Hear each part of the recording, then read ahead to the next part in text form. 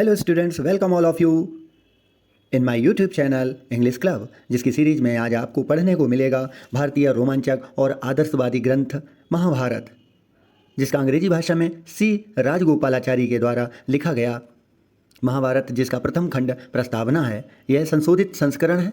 ऐसे मान लीजिए कि यह व्यास जी द्वारा रचित महाभारत का ही पुनर्कथन है। महाभारत की प्रस्तावना का ये पुस्तक का पहला खंड है और महाकाव्य के संशोधित संस्करण को लिखने के लिए राजगोपालाचारी की बुद्धिमत्ता को ये समझाती है।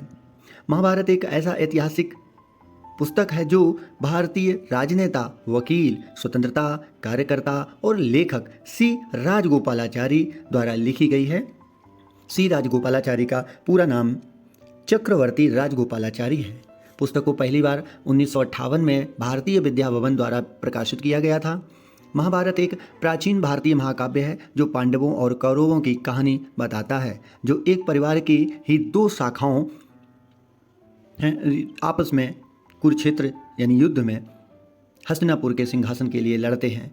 एक महाकाव्य को अब तक रचित सबसे महान कहानियों में से इसे माना जाता है, क्योंकि इसमें सभी ज्ञात नैतिकताएं समाहित हैं और यह जीवन की संहिता, सामाजिक और नैतिक संबंधों का दर्शन और मानवीय समस्याओं पर चिंतात्मक विचार है।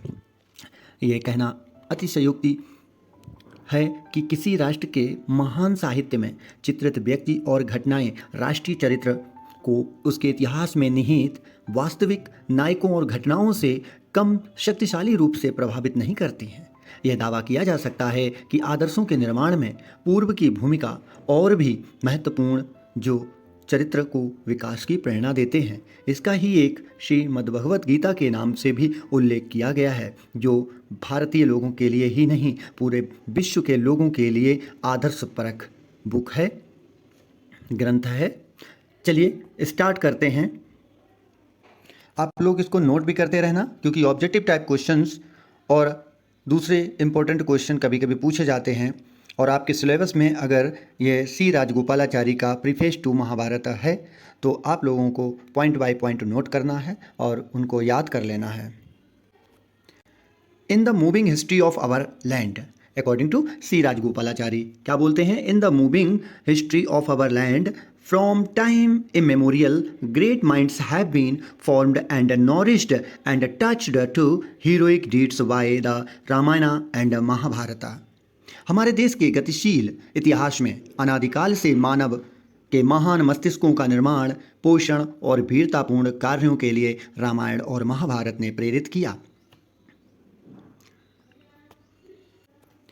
इन most Indian homes children formerly learned these immortal stories as they learned their mother tongue at the mother's knee.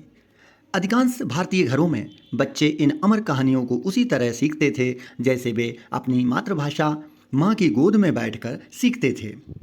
And the sweetness and sorrows of Sita and Draupadi, the heroic fortitude of Rama and Arjun and the loving fidelity of Lakshmana and Hanuman became the stuff of their young philosophy of life. Sita और द्रौपदी की मधुरता और दुख, राम और अर्जुन का वीर शौर्य, लक्ष्मण और हनुमान की प्रेम निष्ठा उनके युवा जीवन दर्शन का विषय बन गई। The growing complexity of life has changed the simple pattern of early home life. बताते हैं कि जीवन की बढ़ती जटिलता ने प्रारंभिक घरेलू जीवन के सरल पैटर्न को बदल दिया है। Still there are few in our lands who do not know the Ramayana and Mahabharata. फिर भी हमारे देश में ऐसे बहुत कम लोग हैं जो रामायण और महाभारत को नहीं जानते। लगभग हमारे देश में तो सभी ऐसे लोग हैं, बच्चे भी जानते हैं, सभी लोग जानते हैं कि रामायण और महाभारत की कहानियाँ कैसी हैं। ये ग्रंथ हमारे पवित्र ग्रंथ हैं, सब जानते हैं। Though the stories come to them so embroidered with the garish fancies of the kalakshepam devotional meeting where an expert scholar and singer tells a story to his audience, and the cinema as to retain what little of the dignity and approach to truth of Vyasa और वाल्मीकि। हालांकि ये कहानियाँ उनके पास कलाक्षेपम की कहानियाँ जैसे भक्ति सभा, जहाँ एक विशेषज्ञ विद्वान और गायक अपने दर्शकों को कहानी सुनाता है, और सिनेमा की भड़कीली कल्पनाओं से इतनी सजी हुई जाती हैं कि व्यास जी और वाल्मीकि जी की गरिमा और सत्य के प्रति दृष्टिकोण बहुत कम रह जाता है। इतना ज़्यादा भड़कीलापन ही दिखाया जाता है आज सिनेमा में कि उनकी कहानियाँ आज फीकी पड़ने लगती हैं। Vyasa's Mahabharata is one of our noblest heritage. Vyasa की महाभारत हमारी सबसे महान विरासतों में से एक है। एंड इट, और यह, is my cherished belief that to hear it faithfully told is to love it and come under its elevating influence. और यह मेरा प्रिय विश्वास है, अकॉर्डिंग टू सी राजगोपालाचारी कहते हैं कि यह मेरा प्रिय विश्वास है कि इसे समझदारी से सुनना, इसे प्यार करना और इसके उत्थानकारी प्रभाव के अंतर्गत आना है। It strengthens the soul and drives home as nothing else does the vanity of ambition and the evil and futility of anger and hatred। यह आत्मा को मजबूत करता है और महत्वाकांक्षा की व्यर्थता और क्रोध और घृणा की बुराई और निरर्थकता को दूर भागाता है, जैसा कि कुछ और नहीं करता। The realities of life are idealized by genius and given the form that makes drama, poetry or great prose। जीवन की वास्तविकताओं को प्रतिभा द्वारा आदर्श बनाया जाता है और इसे वह रूप दिया जाता है जो नाटक, कविता या महान गद्य बनाता है। Since literature is closely related to life, so long as the human life is divided into nations, literature cannot escape the effect of such divisions। The effects of such division means चूंकि साहित्य का जीवन से गहरा संबंध है, since literature is closely related to life, क्योंकि साहित्य का जीवन से गहरा संबंध है, क्योंकि साहित्य के बिना जीवन नहीं है, जीवन के बिना साहित्य नहीं है, ये कहा जाता है। इसलिए जब तक मानव परिवार राष्ट्रों में विभाजित है, साहित्य ऐसे विभाजन के प्रभावों से बच नहीं सकता। But the highest literature transcends regionalism and through it, when we are properly attitude, we realize the essential oneness of the human family। लेकिन उच्चतम साहित्य क्षेत्रवाद से परे हैं, ट्रांसेंड्स परे हैं, एंड दो इट, और इसलिए जब तक मानव परिवार राष्ट्रों में विभाजित है, साहित्य ऐसे विभाजन के प्रभावों से बच नहीं सकता। इसीलिए कहते हैं कि though it we are properly attuned, we realize the essential oneness of the human family। इसीलिए कहा गया है कि, और इसके साथ इसके माध्यम से, थ्रू इट मीन्स इसके माध्यम से हो जाएगा, तो थ्रू इट इसके माध्यम से जब हम ठीक से अभ्यस्त होते हैं, कहने का मतलब है एट्यून्ड होते हैं, आपस में एक साथ मिलते हैं, तो हम मानव परिवार की आवश्यक एकता का एहसास करते हैं। The Mahabharata is of this class. Mahabharata इसी श्रेणी का है। It belongs to the world and not only to India. यह केवल भारत का नहीं बल्कि पूरे विश्व का है। यह ग्रंथ केवल एक देश से ही नहीं है, पूरे विश्व के देशों से संबंध रखता है। To the people of India indeed this epic has been an unfailing and perennial source of spiritual strength. वास्तव में भारत के लोगों के लिए यह महाकाव्य आध्यात्मिक शक्ति का एक अचूक और चिरस्थायी स्रोत रहा है। Learned at the mother's knees with reverence and love, it has inspired great men to heroic deeds, as well as enabled the humble to face their trials with fortitude and faith। माँ की गोद में श्रद्धा और प्रेम के साथ पढ़ा गया है। इसने महान पुरुषों को वीरतापूर्ण कार्यों के लिए प्रेरित किया है और साथ ही विनम्र लोगों को धैर्य और विश्वास के साथ अपने परीक्षणों का सामना करने में सक्षम भी बनाया है। The Mahabharata was composed many thousand years ago. Mahabharata की रचना कई हजार साल पहले हुई थी। But generations of gifted reciters have added to Vyasa's original a great mass of material. लेकिन प्रतिभाशाली वाचकों की पीढ़ियों ने व्यास के मूल में बहुत सारी सामग्री जोड़ दी है। बहुत से लोगों ने धीरे धीरे जो हजारों साल पहले, सैकड़ों साल, हजारों साल पहले जो लिखा गया था ग्रंथ, उसमें कई चीज़ें एक्स्ट्रा जोड़ करके आज और कुछ ज़्यादा ही रोमांचक बना दिया गया है। All the floating literature that was thought to be worth preserving, historical, geographical, legendary, political, theology, and philosophical of nearly 30 centuries found a place in it. लगभग 30 शताब्दियों का वह सारा साहित्य जो संरक्षित करने योग्य समझा गया था, ऐतिहासिक, भौगोलिक, पौराणिक, राजनीतिक, धार्मिक और दार्शनिक, इसमें जगह पा गया था। इन दोज डेज, उन दिनों, when there was no printing, जब कोई छपाई नहीं होती थी, तो interpolation in a recognized classic seemed to correspond to inclusion in the national library. उन दिनों जब छपाई नहीं होती थी तो किसी मान्यता प्राप्त क्लासिक में जोड़ तोड़ करना राष्ट्रीय पुस्तकालय में शामिल किए जाने के बराबर लगता था। Divested of these accretion, the Mahabharata is a noble poem possessing in a supreme degree the characteristics of a true epic, great and faithful movement, heroic characters and stately diction. इन वृद्धियों से लगभग महाभारत एक महान काव्य है जिसमें सर्वोच्च स्तर पर एक सच्चे महाकाव्य, महान और भाग्यपूर्ण आंदोलन, वीर चरित्र और राजसी शैली की विशेषताएं इसमें मौजूद हैं। The characters in the epic move with the vitality of real life. It is difficult to find anywhere such vivid portraiture on so ample a canvas. Means महाकाव्य के पात्र वास्तविक जीवन की जीवंतता के साथ आगे बढ़ते हैं। इट इज़ डिफ़िकल्ट, इतने विस्तृत कैनवास पर ऐसा सजीव चित्रण कहीं और मिलना मुश्किल हो जाता है। Bhishma the perfect knight, the venerable Drona. Bhishma एक आदर्श शूरवीर हैं, आदरणीय द्रोण हैं, वेनरेबल में श्रद्धेय, आदरणीय भी। द वेन वट सिबेलरस कर्ण, घमंडी हैं या बुरे हैं, लेकिन सिबेलरस में शूरवीर कर्ण इसमें है। Duryodhana whose perverse pride is redeemed by great courage in adversity. Duryodhana जिसका विकृत अभिमान, परवर्स मीन्स विकृत अभिमान, विपत्ति में महान साहस द्वारा भुनाया जाता है। The high souled Pandavas with god like strength as well as power of suffering, Draupadi most unfortunate of queens. जिसमें महान आत्मा वाले पांडव जो ईश्वरीय शक्ति के साथ साथ पीड़ा सहने की भी शक्ति रखते हैं, द्रौपदी जैसी रानियों में सबसे बदकिस्मत वाली रानी दिखाई जाती है। कुंती द वर्दी मदर ऑफ हीरोज, कुंती वीरों की योग्य माँ के रूप में दिखाई गई है। Gandhari the devoted wife and sad mother of the wicked sons of Dhritarashtra.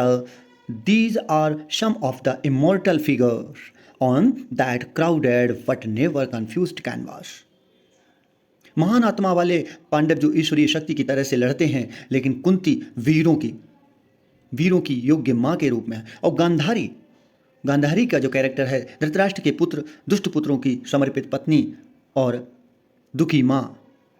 Gandhari दुखी माँ भी है और समर्पित पत्नी के रूप में दिखाई गई है। ये सब भीड़ भरे लेकिन कभी भ्रमित न होने वाले कैनवास कैरेक्टर के रूप में अमर आकृतियाँ दिखाई गई हैं इसमें। ये पॉइंट्स नोट कर लेना, इन्हीं से ऑब्जेक्टिव क्वेश्चन ज़्यादा पूछे जाते हैं। Next, then there is a great Krishna himself, most energetic of man, whose divinity scintillates through a cloud of very human characteristics. फिर महान कृष्ण स्वयं है जो पुरुषों में सबसे ज़्यादा ऊर्जावान है, जिनकी दिव्यता बहुत ही मानवीय विशेषताओं के बादल के माध्यम से चमकती है। His high purposefulness pervades the whole epic. One can read even a translation and feel the overwhelming power of the incomparable vastness and sublimity of the poem. उनकी उच्च उद्देश्य पूर्णता पूरे महाकाव्य में व्याप्त है। कोई भी व्यक्ति अनुवाद को पढ़कर कविता की अतुलनीय विशालता और उदात्तता की अत्यधिक शक्ति को महसूस कर सकता है। The Mahabharata disclosed a rich civilization and a highly evolved society which, though of an older world, strangely resembles the India of our own time with the same values and ideals. Mahabharata एक समृद्ध सभ्यता और एक अत्यधिक विकसित समाज का खुलासा करता है, जो यद्यपि एक पुरानी दुनिया का है लेकिन अजीब तरह से हमारे सामने, यानी स्ट्रेंज तरीके से हमारे सामने अपने समय के भारत जैसा दिखता है, जिसमें वही मूल्य और आदर्श हैं. When India was divided into a number of independent kingdoms, occasionally one king more distinguished or ambitious than the rest would assume the title of emperor, securing the acquiescence of other royalties and symbolized it by a great sacrificial feast. कहते हैं श्री राजगोपालाचारी जी कहते हैं कि जब भारत कई स्वतंत्र राज्यों में विभाजित था तो कभी कभी एक राजा जो बाकी की तुलना में अधिक प्रतिष्ठित या महत्वाकांक्षी होता था, अन्य राजघरानों की सहमति प्राप्त करने के लिए सम्राट की उपाधि धारण करता था और एक महान बलिदान भोज द्वारा इसका संकेत भी देता था. The art of war was highly developed and military powers and skill were held in high steam. युद्ध की कला अत्यधिक विकसित थी और सैन्य कौशल को उच्च सम्मान भी दिया जाता था. We read in the Mahabharata of standardized phalanxes and of various tactical movements. Means हम भारत में मानकीकृत फलानक्स और विभिन्न सामरिक आंदोलनों के बारे में पढ़ते हैं. फलैंक्सिस मीन्स व्यहू, जो चक्रव्यूह रचना रची जाती थी, उसके स्टैंडर्ड और उसका स्ट्रक्चर के बारे में हम इस महाभारत में पढ़ते हैं. There was an accepted code of honourable warfare deviations from which met with reproof among Kshatriyas. सम्मानजनक युद्ध की एक स्वीकृत संहिता थी, यानी सम्माननीय अगर कोई युद्ध लड़ता था तो ये स्वीकृत संहिता थी जिसके विचलन को क्षत्रियों के बीच निंदा का सामना करना पड़ा था. The advent of the Kali age is marked by many breaches of these conventions in the Kurukshetra battle on account of the bitterness of conflict, frustration and bereavement. Kalyug के आगमन की पहचान कुरुक्षेत्र युद्ध में इन परंपराओं के कई उल्लेखनों से होती है. कई उल्लंघन मत बताए गए हैं इसमें, और उन उल्लंघनों में जो संघर्ष, निराशा और शोक की कड़वाहट के कारण हुआ है. Next point, some of the most impressive passage in the epic centre round these breaches of dharma. महाकाव्य के कुछ सबसे वे प्रभावशाली अंश धर्म के इन उल्लंघनों के इर्द गिर्द केंद्रित हैं. The population lived in cities and villages. The cities were the headquarters of kings and their household and staff. शहरी आबादी शहरों में और गांवों में रहती है. शहर राजाओं और उनके परिवारों और कर्मचारियों के मुख्यालय थे. There were beautiful places and gardens, and the lives led were cultured and luxurious. वहाँ सुंदर महल और बगीचे थे और जीवन सुसंस्कृत और शानदार था. There was trade in the cities, but the mass of the people were agriculturists. शहरों में व्यापार होता था लेकिन अधिकांश लोग कृषक थे. Besides this urban and rural life, there was a very highly cultured life in the seclusion of forest recesses centered around ascetic teachers. इस शहरी और ग्रामीण जीवन के अलावा जंगल के एकांत में तपस्वी शिक्षकों के इर्द गिर्द एक बहुत ही सुसंस्कृत जीवन था. तपस्वी शिक्षक means ascetic. These ashramas kept live थे, जीवंत थे. The bright fires of learning and spiritual thought. Young man of noble birth eagerly sought education at these ashramas. इन आश्रमों ने शिक्षा और आध्यात्मिक विचारों की उज्जवल आग को जीवित रखा था. कुलीन जन्म के युवा पुरुष लड़के उत्सुकता से इन आश्रमों में शिक्षा प्राप्त करने की कोशिश करने के लिए आते थे और शिक्षा प्राप्त भी करते थे. World weary aged went there for piece.